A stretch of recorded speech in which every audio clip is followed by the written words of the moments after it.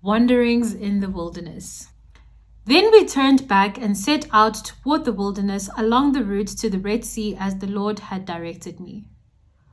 For a long time we made our way around the hill country of Seir. Then the Lord said to me, "You have made your way around this hill country long enough, now turn north. Give the people these orders. You are about to pass through the territory of your relatives, the descendants of Esau who live in Seir. They will be afraid of you, but be very careful. Do not provoke them to war, for I will not give you any of their land, not even enough to put your foot on. I have given Esau the hill country of Seir as his own. You are to pay them in silver for the food you eat and the water you drink.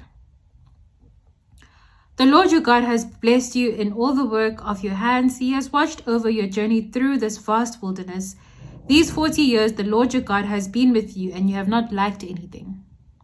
So we went on past our relatives, the descendants of Esau who lived in Seir. We turned from the Arabah road, which comes up from Elath and Ezion-Geber, and traveled along the desert road of Moab. Then the Lord said, "Do not harass the Moabites or provoke them to war, for I will not give you any part of their land. I have given Ar to the descendants of Lot as a possession." The Emites used to live there, a people strong and numerous and as tall as the Anakites. Like the Anakites, they too were considered Rephaites, but the Moabites called them Emites. Horites used to live in Seir, but the descendants of Esau drove them out. They destroyed the Horites from before them and settled in their place, just as Israel did in the land the Lord gave them as their possession. And the Lord said, "Now get up and cross the Zered Valley." So we crossed the valley. 38 years passed from the time we left Kadesh Barnea until we crossed the Zered Valley. By then, that entire generation of fighting men had perished from the camp, as the Lord had sworn to them.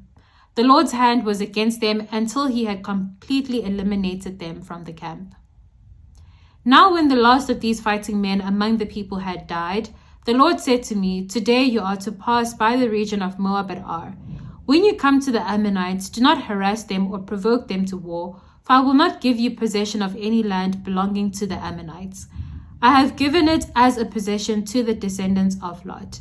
That too was considered a land of the Rephaites who used to live there, but the Ammonites called them Zamzamites. They were a people strong and numerous and as tall as the Anakites. The Lord destroyed them from before the Ammonites, who drove them out and settled in their place. The Lord had done the same for the descendants of Esau who lived in Seir when he destroyed the Horites from before them. They drove them out and have lived in their place to this day. As for the Avites who live in villages as far as Gaza, the Caphtorites coming out from Caphtor destroyed them and settled in their place. Defeat of Sihon, king of Heshbon. Set out now and cross the Arnon Gorge. See, I have given into your hand Sihon the Amorite, king of Heshbon, and his country. Begin to take possession of it and engage him in battle. This very day I will begin to put the terror and fear of you on all the nations under heaven. They will hear reports of you and will tremble and be in anguish because of you.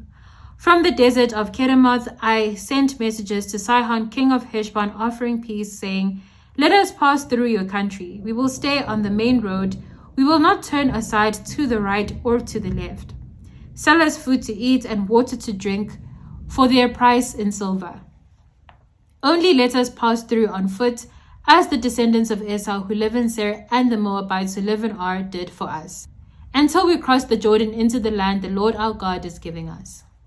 But Sihon, king of Heshbon, refused to let us pass through, for the Lord your God had made his spirit stubborn and his heart obstinate in order to give him into your hands, as he has now done. The Lord said to me, "See, I have begun to deliver Sihon and his country over to you. Now begin to conquer and possess his land." When Sihon and all his army came out to meet us in battle at Jahaz, the Lord our God delivered him over to us, and we struck him down together with his sons and his whole army. At that time we took all his towns and completely destroyed them. Men, women, and children, we left no survivors. But the livestock and plunder from the towns we had captured we carried off for ourselves, from Aru on the rim of the Arnon Gorge and from the town in the gorge, even as far as Gilead. Not one town was too strong for us. The Lord our God gave us all of them, But in accordance with the command of the Lord our God, you do not encroach on any of the land of the Ammonites, neither the land along the course of the Jabbok, nor that around the towns in the hills. That was Deuteronomy chapter 2. Ikamalami unmobile, but you can call me Coco. This is Spiritual Longevity. I will see you tomorrow.